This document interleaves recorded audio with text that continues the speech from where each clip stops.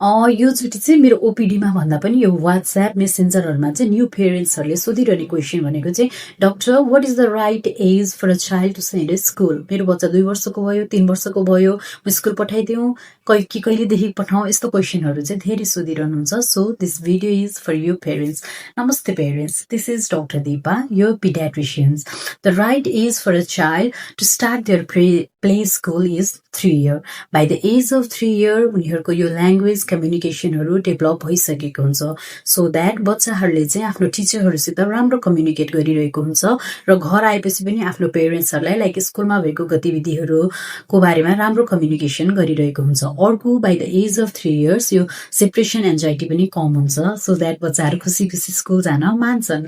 अर्को 3 वर्षमा toilet train भइसकेको हुन्छ, त्यसैले युटिआई कन्स्टिपेसन जस्तो समस्याहरू पनि कम देखिने गर्दछ। अर्को यो 3 yearमा चाहिँ बच्चाहरूको यो जुन ब्रेन डेभलप हुने हुन्छ नि त्यो पनि राम्ररी भइरहेको हुन्छ। त्यही भएर त बच्चाहरूले त्यो टाइममा चाहिँ they can easily observe and imitate the things, होइन।